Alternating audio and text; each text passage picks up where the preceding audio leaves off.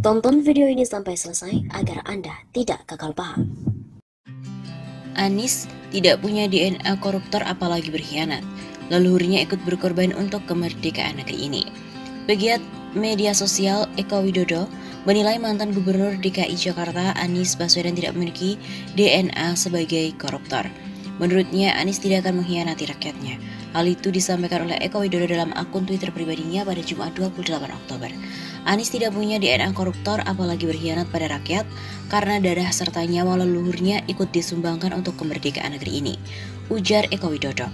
Selamat Hari Sumpah Pemuda, kobarkan semangat perubahan untuk kemajuan bangsa. Begitu pungkasnya.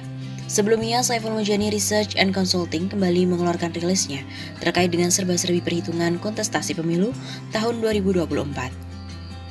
Kali ini, SMRC merilis hasil surveinya berkaitan dengan tingkat pendidikan pemilih kandidat capres. Pendiri SMRC, Saiful Mujani, menjelaskan bahwa dalam survei SMRC itu 2 tahun terakhir, 2021 sampai 2022 dengan total sampel 8.319, secara umum perbedaan pendidikan berpengaruh signifikan dalam perilaku memilih. Jika tingkat pendidikan dibagi antara SLTP, SD dan tidak bersekolah, dengan SLTA ke atas, proporsinya hampir seimbang. Yang berpendidikan SLTP ke bawah sekitar 53,2%, sementara yang SLTA ke atas sekitar 46,8%.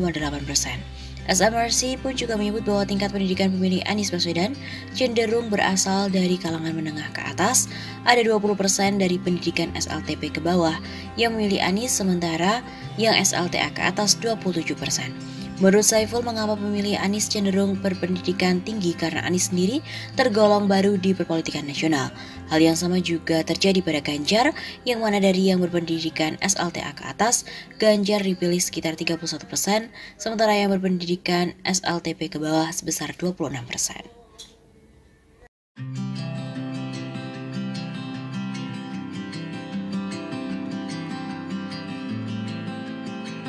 Jadi tujuan kami tadi silaturahmi, kemudian sholat Jumat sama-sama di sini. Selesai sholat Jumat, makan sudah terus pamit. Itu aja tadi. Oh, obrolannya apa? Obrolannya obrolan santai, tapi penuh nasihat. Penuh dengan hikmah tadi. Ya, belajar orang gila ya. Boleh diceritakan? Tidak ada yang khusus, obrolan santai, obrolan bebas. Ada yang disampaikan dari Bapak ke Anies? Ada ya, hikmah semua.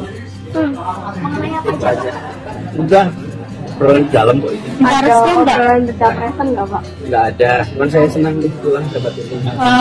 Saya dihadiahi oleh novel sebuah tongkat dari tanduk rusa yang tidak dipotong tapi lepas sendiri dari kepalanya. Jadi ini unik. Saya bawa ini, terima kasih.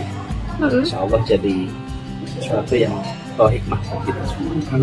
Itu aja dulu, terima kasih. Kenapa tadi sampaikan? Ya, intinya kalau saya Majelis Ar-Raudhah dicontohkan sama guru saya almarhum Habib Anies, sebagai manusia ini ya kita harus siap menerima siapapun, ya enggak pandang bulu siapapun harus diterima. Saya sudah mengatakan relawan ini nggak dibayar, bukan karena tidak bernilai, tapi justru karena tak ternilai, tidak bisa dinilai rupiahnya. Saya sampaikan pada para relawan semua bahwa